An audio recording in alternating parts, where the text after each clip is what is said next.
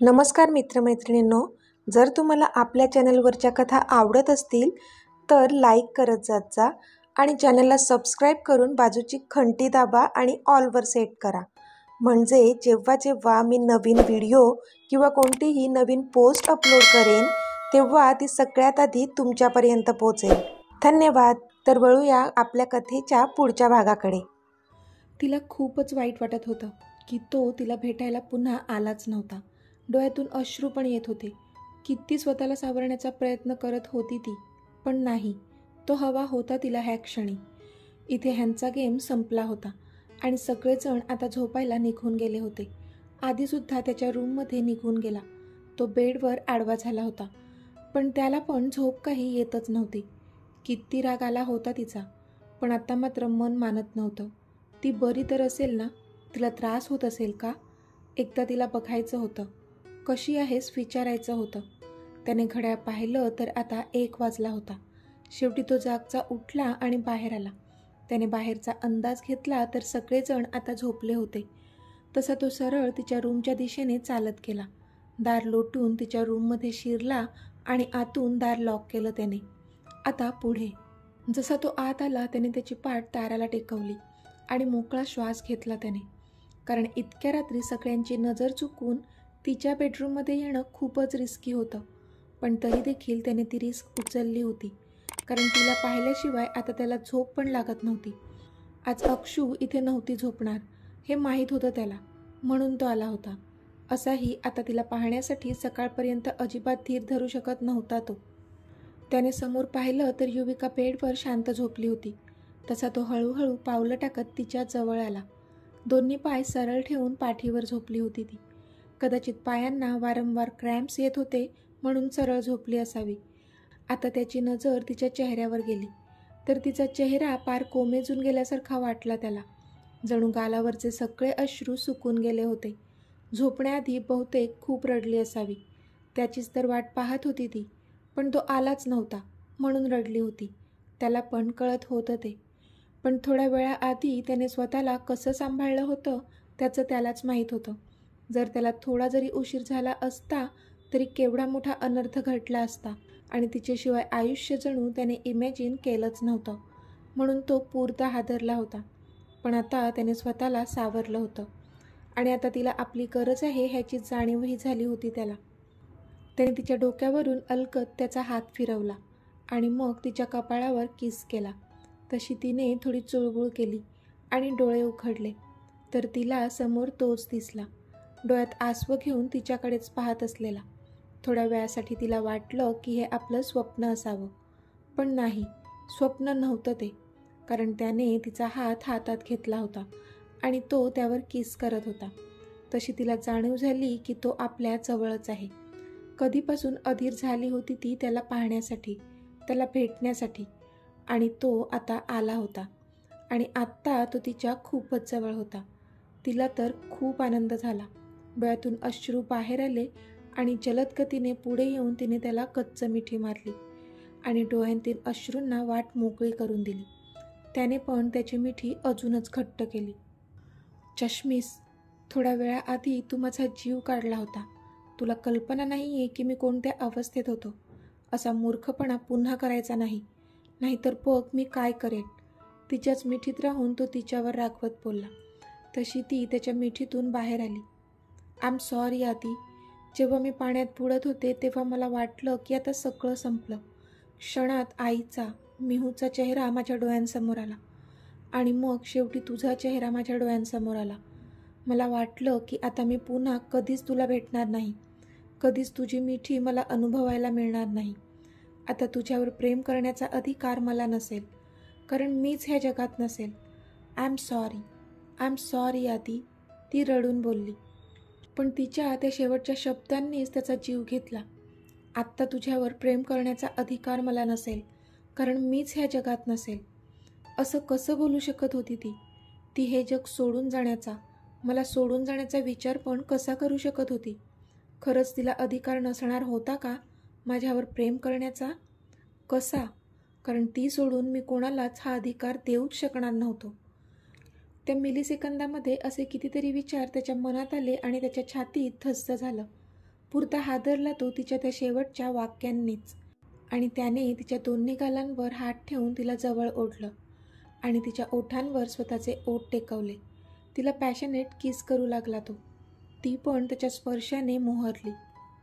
मी तुला माझ्यापासून दूर कुठेच जाऊ देणार नाही. मग देवाशी नडावं लागलं तरी नडेल मी.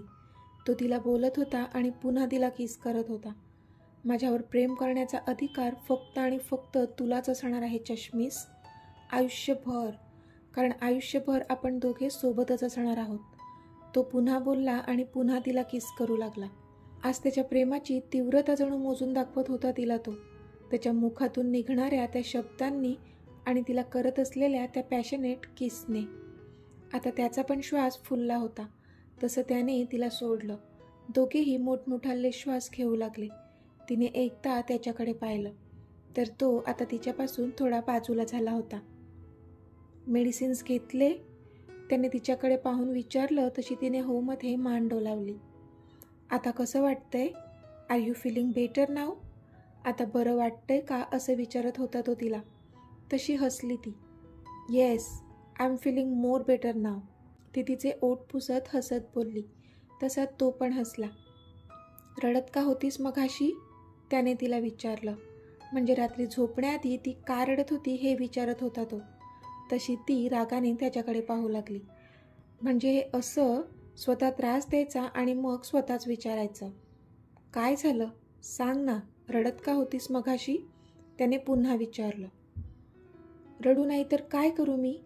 तुला बघावंसं वाटत होतं मला, भेटावंसं वाटत होतं, तुझ्याशी बोलावंसं वाटत होतं मला. पण तू काय मला सोडून गेलास, त्यानंतर इथे आलाच नाही. मी तर येऊ शकत नव्हते बाहेर, पण तू तरी यावं असं वाटत होतं मला. पण तू आलासच नाही म्हणून रडले मी. ती नाक वर ओढत बोलत होती. तसं त्याला हसायलाच आलं. Okay, I am sorry. तो त्याचे दोन्ही कान पकडून बोलला. आता सध्या तिला त्याची मघाशी झालेली अवस्था नव्हता सांगू शकत तो, कारण सध्या तरी तिचा राग घालवायचा होता त्याला. तशी ती आता रडता रडता हसू लागली. कम. ती तिचे दोन्ही हात पसरवून त्याला तिच्या जवळ बोलावत होती. तसा तो पण हसला आणि अजून तिच्या जवळ गेला आणि बेडवर तिच्या शेजारी बसला. तसं तिने तिचं डोकं त्याच्या खांद्यावर ठेवलं. आधी तुला कोणी पाहिलं तर नाही ना इथे येताना? तिने विचारलं. नाही. पाहिलं असतं तर ती व्यक्ती पण माझ्या मागे आली असती ना तुझ्या रूममध्ये. तो हसून बोलला. तशी मग तिने पण मान डोलावली. युवी, तू अशी कशी गेलीस समुद्राच्या इतक्या आत? थोड्या वेळाने त्याने शेवटी तिला विचारलंच. तसा तिने एक दीर्घ श्वास घेतला आणि त्याला सगळं सांगून टाकलं. म्हणजे अक्षयने तिला कसं आधीबद्दल भडकवलं आणि म्हणून तिला त्याचा खूप जास्त राग आला. त्यात तिने परीला फोन केला होता आणि फोनवर ती तिला अक्षयबद्दलच सांगत होती. त्या रागाच्या भरात ती समुद्राच्या आत कशी शिरली तिला पण कळलं नाही. आणि जेव्हा कळलं आणि तिने निघण्याचा प्रयत्न केला, एक मोठी लाट तिला पुन्हा आत समुद्रात घेऊन गेली. ओके, रिलॅक्स नाव. तो तिच्या केसांमधून हात फिरवत बोलला. त्याला पण अक्षयचा खूप जास्त राग येत होता ह्या क्षणी. म्हणजे इनडायरेक्टली का होईना अक्षयच जबाबदार होता युविकाच्या ह्या ॲक्सिडेंटसाठी सुद्धा. त्याने रागात डोळे गच्च मिटले. आपण मुंबईला गेल्यानंतर आधी त्या राकेशची भेट घेऊ, त्यानंतरच आपल्याला काहीतरी क्लू मिळेल. तो बोलला. तशी तिने पण मान डोलावली. आधी माझा मोबाईल पण गेला पाण्यात, ती तोंड पाडत बोलली. आपण मुंबईला गेल्यावर नवीन घेऊ, तो बोलला. आधी माझा चष्मा पण गेला पाण्यात, आता माझं कसं होणार? ती पुन्हा तोंड पाडत बोलली. तसं त्याला हसायलाच आलं. आपण नवीन चष्मा बनवून घेऊ तुझ्यासाठी, ओके? तो हसून बोलला. पण तोपर्यंत मी काय करू? उद्या घरी गेल्यावर परवा तर मला ऑफिसला जावंच लागेल. मग विदाऊट स्पेक्स मी कशी काम करणार आहे? मला तर. ती बोलतच होती की त्याने तिच्या तोंडावर त्याचं बोट ठेवलं. बास युवी, किती बोलते तू? तो बोलला. तशी ती त्याच्याकडे डोळे बारीक करून पाहू लागली. ओके, ऐक. विदाऊट स्पेक्स तुला मी दिसतो ना, म्हणजे ते जास्त महत्त्वाचं आहे. तो हसून बोलला. तशी ती पुन्हा चिडली त्याच्यावर. आधी ती चिडून बोलली. तसं त्याने स्वतःचं बोट स्वतःच्या तोंडावर ठेवलं. Okay, I am sorry dear. बरं मला सांग, तुला चष्मा कशासाठी हवा आहे? ऑफिससाठीच ना? मी गेल्यानंतर लगेचच तुझ्यासाठी नवीन चष्मा बनवून आणायला सांगतो. मग तर झालं ना? त्याने हसून विचारलं. तशी ती पण हसून हो बोलली. थोडा वेळ ते असेच गप्पा मारत होते. पण अचानक तिच्या तोंडून वेदनेची कळ बाहेर पडली. तसा तो तिच्याकडे पाहू लागला. व्हॉट हॅपन युवी? त्याने काळजीने विचारलं. पण तिने काही नाही अशी मान हलवली. युवी, काय होतंय तुला? आत्ता तू वेदनेने कळवळली होतीस. मी पाहिलं. सांग मला काय होतंय? तो बोलला. आधी ते अरे पायाला क्रॅम्प्स येतात मध्ये मध्ये. आता पण तेच झालं, ती बोलली. ओह, मग डॉक्टर काय बोलले? त्यांनी मेडिसिन्स दिली असेल ना? त्याने विचारलं. डॉक्टर बोलले 2 दिवस हा त्रास होईल. मेडिसिन दिले आहेत, पण बरं वाटायला थोडा वेळ जाईल, ती बोलली. ओके, बघू? तो तिच्या पायाजवळ जात बोलला. तसे तिने तिचे पाय आकसून घेतले. नाही नको, आता बरं आहे मला, ती बोलली. तिला आता लाज वाटत होती. काय बरं वाटतंय ते दिसतंय मला, तो तिच्या चेहऱ्याकडे बघत बोलला. कारण अजूनही तिच्या चेहऱ्यावर वेदनेचे भाव होतेच. लेट मी सी, तो बोलला आणि तिच्या पायाजवळ गेला. त्याने तिच्या पायावरचं पांघरून बाजूला केलं. 2 मोठ्या उशा घेतल्या आणि त्या एकावर एक अशा ठेवून त्याने तिचे दोन्ही पाय अलगद उचलून त्यावर ठेवले. इथे दुखतंय का? तिच्या पायाच्या तळव्याला हात लावून त्याने विचारलं. तशी तिने तिची मान नाहीमध्ये हलवली. मग त्याने तिच्या पायावरची नायटी थोडी वर केली. तसे इथे तिने डोळे कच्च मिटून घेतले. त्याने हळूवारपणे तिच्या त्या गोऱ्या पान पायावरून त्याचा हात फिरवला आणि इथे तिचा श्वास अडकला. इथे दुखतंय का? त्याने पुन्हा विचारलं. पण तरी तिने नाहीमध्ये मान हलवली. तसा त्याने एक दीर्घ श्वास घेतला. कारण आता अजून जास्त तिची नायटी वर करावी लागणार होती आणि त्यामुळे त्याची पण अस्वस्थता वाढली होती. आधी राहू दे ना प्लीज, ती काकुळतीला येत बोलली. खूपच अवघडली होती ती. कारण तिची नायटी अजून तिच्या गुडघ्यापर्यंत वर उचलावी लागणार होती, जे तिला नको होतं. कारण त्याच्या हातांचा तिथे होणारा स्पर्श आणि त्याची तिच्या पायावर असलेली नजर ती अजून जास्त सहन नव्हती करू शकत. पण तो मात्र मानलाच नाही, कारण तिला बरं वाटणं इतकंच अपेक्षित होतं त्याला. डोंट स्केअर डिअर, मी माझे डोळे बंद करून घेतो. मग तर झालं, तो हसून बोलला आणि त्याने त्याचे डोळे बंद करून घेतले आणि ती नायटी अजून थोडी वर सरकवली. पण ती मात्र त्याच्याकडे पाहतच राहिली. म्हणजे त्याचं प्रेम होतं तिच्यावर आणि तिचंही त्याच्यावर तेवढंच प्रेम होतं आणि त्याला अधिकार होता तिला तसं पाहण्याचा. पण तरी त्याने तिच्या फिलिंग्सचा आदर ठेवला होता आणि डोळे बंद केले होते. आधी एकच तर हृदय आहे रे माझं, अजून किती वेळ झिंकशील, ती मनातच बोलली. इथे दुखतंय का? त्याने गुडघ्याच्या थोडं वर खालच्या पोर्शनवर त्याचं बोट ठेवून विचारलं. तशी ती हो बोलली. तो उठला आणि त्याने बाजूच्या ड्रॉवरमधून ती वेदनाशमक क्रीम घेतली आणि पुन्हा तिथेच येऊन बसला. मग पुन्हा त्याने त्याचे डोळे बंद केले आणि हळूवार त्या जागेवर मसाज करू लागला तो. तशी एक वीज सळसळली तिच्या शरीरातून त्याच्या स्पर्शाने. पण आता लाज नव्हती वाटत तिला, कारण आता तिच्या डोळ्यात खूप सारा अभिमान झळकत होता तिच्या आधीसाठी.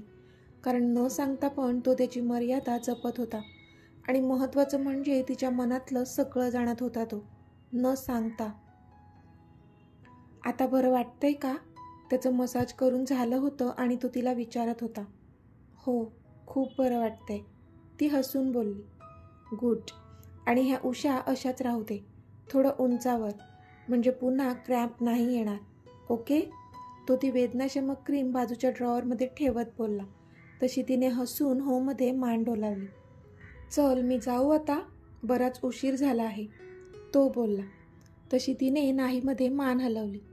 मग तो गालातच हसला. मग काय करू? इथे झोपू का तुझ्यासोबत? तो मिश्किलपणे बोलला. तशी तिने पुन्हा होमध्ये मान हलवली. पण आत्ता मात्र तो शॉक झाला, कारण तिला काहीच ऑब्जेक्शन नव्हतं त्याचं तिच्याकडे झोपण्याने. युवी, तो डोळे मोठे करून बोलला. तशी हसली ती. तू माझ्याजवळ झोपलास तरी तू तुझ्या लिमिट कधीच क्रॉस करणार नाही, माहीत आहे मला. I trust you more than myself dear, ती बोलली. तसा तो समाधानाने हसला. गुड नाईट डिअर, तो पुन्हा तिच्या कपाळावर किस करून बोलला. तशी ती पण त्याला गुड नाईट बोलली. बाय. तो बोलला आणि जाऊ लागला. तोच तिने पुन्हा त्याला आवाज दिला, आदी. तसा तो जागीच थांबला आणि तिच्याकडे काय ह्या आविर्भावात पाहू लागला. पण ती मात्र त्याच्याकडेच पाहत होती. थोड्या वेळापूर्वी त्याने तिच्यासाठी केलेली कृती खूप काही सांगून गेली होती. तिच्या मनात घर करून गेली होती आणि आपण एका योग्य व्यक्तीवर प्रेम केलंय ह्याची पुन्हा एकदा तिला प्रचिती आली होती. त्यामुळे खूपच भारावून गेली होती ती. Aadi, I love you so much. ती बोलली तसा तो गालातच हसला. I love you too sweetie. तो पण तिला फ्लाइंग किस देत बोलला आणि मग तिथून निघून गेला. तर मित्रमैत्रिणींनो, आजचा भाग तुम्हाला कसा वाटला ते मला कमेंटमध्ये सांगा. आणि जर आवडला असेल तर व्हिडिओला लाईक करा, शेअर करा आणि चॅनलला सबस्क्राईब करून बाजूची घंटी नक्की दाबा. चला तर भेटूया आपल्या पुढच्या भागात. तोपर्यंत धन्यवाद.